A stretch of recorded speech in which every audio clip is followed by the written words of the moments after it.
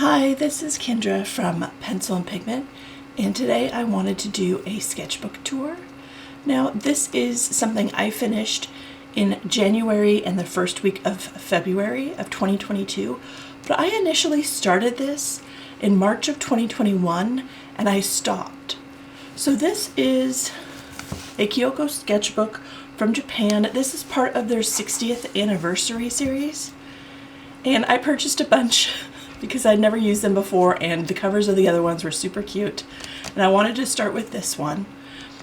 And yeah, so let me show you. I had never done illustration that was colored pencil before, and so when I started this, they took me a really long time. And I sort of played up, there's a very tiny grid on these paper that's light blue and raised, and I sort of played around with that. So I started experimenting just with the one polychromos colored pencil I owned, which was in Juniper, and the Pilot G6 gold pen, and I just started doing illustrations. And I thought, wow, this paper is really slick and smooth. These colored pencils are really slick and smooth. They blend really well. But these were taking me anywhere from 2 to 3 hours. And again, I was just doing them on Saturday and Sunday. Here's an owl and a person. And I started mermaid, and this became too much. So here's a person and an eagle. Here is a cassowary, which is a bird, and a portrait. This is a secretary bird that I gave the feathers the eyes. Here is a portrait and a tropic bird, which has a really long tail feather. This is a fox and a portrait. Here is the Philippine Eagle, which I love that eagle, it's so beautiful. Here's a portrait and an owl. Here's a portrait and a tiger. Here's a portrait and a wolf. And then I finished this in May 3rd of 2021. And then once I finished my watercolor birds in January, I'll link that sketchbook tour if you haven't seen it. This was my first one in January of 2022. And it's a portrait and a rhino. And here's just a portrait and a bird. Here's a portrait and a cheetah. Here is part hare, part portrait. This is an eagle and a puffin. Here is a tiger and a lion. This is a clouded leopard and a bluebird.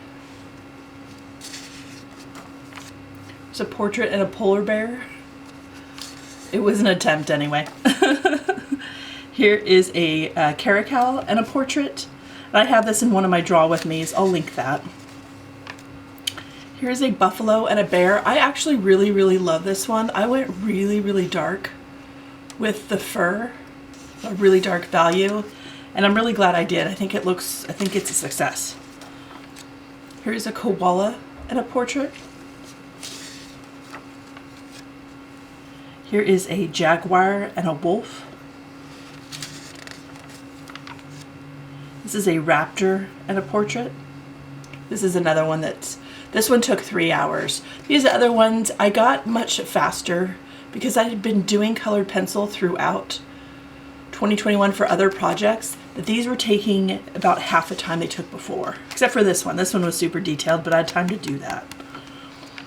This one is a portrait and a Jaguar, and this one took maybe about an hour, 90 minutes. Here is a dog. It's a bloodhound and an antelope. And this is a tiny one. This is a snow leopard and a raccoon. There's another portrait and an owl. I love owls so much.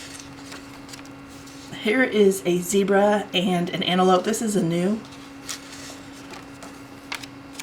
Here's a portrait and a stork. Here is a portrait, and here are a couple geese. Here's a cat and a dog. This is a corgi. Here is a Doberman. It's a breed of dog, and this is a raven.